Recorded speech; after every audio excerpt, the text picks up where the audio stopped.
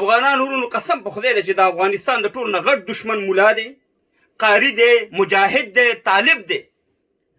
قسم په خدای دی چې د ټولو نه غټ مشکل همدغه مولایانو او د قاریانو او دغه مجاهدینو په افغانستان کې جوړ کړی او د طالبانو. دا 100 کاله وشو د افغانستان تباه او برباد د دې خلکو د لاسه دی. هر یو چې کینې موږ ورور صاحب مهربانه خدای ته په افغانستان کې اسلامي قانون راولي. اسلامي قانون خو زه خو یم مسلمان، په ما د یو اسلام د پاسه بل اسلام راولي. د غازي امان الله خان تر اوسه پورې همدغه د کوپر ټاپي دي چې دغه مولایان د افغانستان په حکومت باندې د افغانستان په نظام باندې ورکوي. ورور نه ملي بیرغ ته احترام لري، نه ملي سرود ته احترام لري، نه د افغانستان ملي اردو سره احترام لري. بس راځي ورور د قدرت نیونې کړي هستئ. خو کاشکې چې تاسو خپلو کې سره خو جوړ شئ که نه، کاشکې چې مجاهد خو د طالب سره جوړ شي که نه، کاشکې چې قاري خو د ملا سره جوړ شي که نه. تاسو خپلو کې جوړ شئ، بیا موږ عام ولس بیا یو طرف ته کوي. بس از برای خدا انصاري صاحبه او قاسم حلیمي صاحب یا د نور د مولایان تاسو ټولو ته موږ ویو، ولکه په یو دنیا مولایان داسې دي، قاریان داسې دي، یا طالبان یا مجاهدین داسې دي لکه څنګه چې د افغانستان دي. د ټول افغانستان دعوه کوي چې ټوله مې زما او ټوله زما. په جومات کې ستاسې لانجې د مولایانو خپلو کې، په مدرسه کې ستاسې د لانجې په خپلو کې، په هر باندې ستاسې لانجې. د خدای دپاره نور د دې ملت باندې لږ رحم وکئ.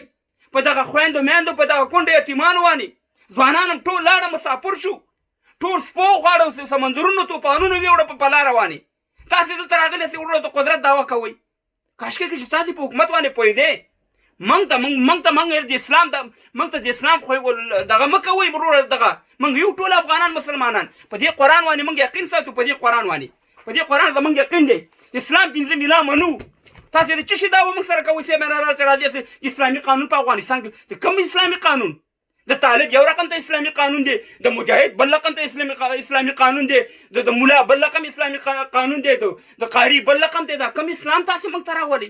په دې اسلام هم زموږ بیخ او بنیاد ویستو. موږ ته د امن سوال وکئ، موږ ته افغانستان ته سوله راولئ. موږ یو ټول شریعت، موږ یو ټول مسلمانان. د ټول منځونه د افغانستان کې زیات، د ټولې دنیا زیات منځونه په افغانستان کې کېږي. بیا ورور تاسې هر یو خپل اسلام را روان کړی، افغانان وژنئ، خویندې میندې زموږ بوري کوئ، ځوانان هم تباه کوئ، وطن هم تباه کړو. هر یو نظام باندې تاسې د کفر ټاپه ورکوئ، لګوئ. کوم دنیا کې کوم ملا حکومت کړی چې تاسې راځئ دلته ټول حکومت دعوه کوئ؟ موږ دا نه وایو چې یو ملا اخلي کار خو هغه خو د حکومت وکړي. مجاهد چې راغی حکومت ته څه شی توره وکړه؟ طالب چې راغی حکومت ته څه توره وکړه؟ کوم تعلیم ستاسو چې تاسې حکومتونه کول په 2 نوي کې تاسې د افغانستان حکومتونه کم طالبانو، کم تعلیم، کم پروفیسرانو او ډاکټرانو چې د خدای په لحاظ باندې د 20مه صدۍ ده. د افغانستان نور په قلاره پرېږدئ، دغه افغانان نور په قلاره پرېږدئ.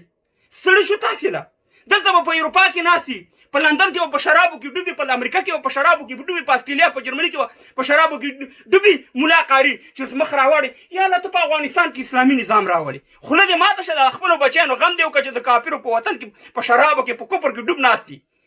موږ ته د سوله پکار ده. موږ یو مسلمانان او چغې وو چې اسلام 5 مینا منو، مسلمانان یو، منځونه کوو. او مولایانو قاري صاحبانو د ټول نه خو د اکثر له د افغانستان چې څومره بې وفا قاریان، مولایان، طالبان، مجاهدین دي، قسم په خدای که د یو دنیا خلک وي، یو شي ته تاسې زموږ احترام نه لرئ. په دې نظام پسې م راغلئ چې په کوم خوا چپه کوئ، بیا جوړولی هم نه شئ. خو دا نور ټول تاسو ته در سپارو دي، مجاهدینو او طالبانو او د قاري او مولایانو ته. تاسې جوړ کړئ د افغانستان حکومت، ولاکې جوړ کړئ، ولاکې په ستنه کې تار اچولی شي. راځئ د ټول حکومت دعوې کوئ. د کوم وطن مولا داسې کړي لکه تاسې چې داستئ؟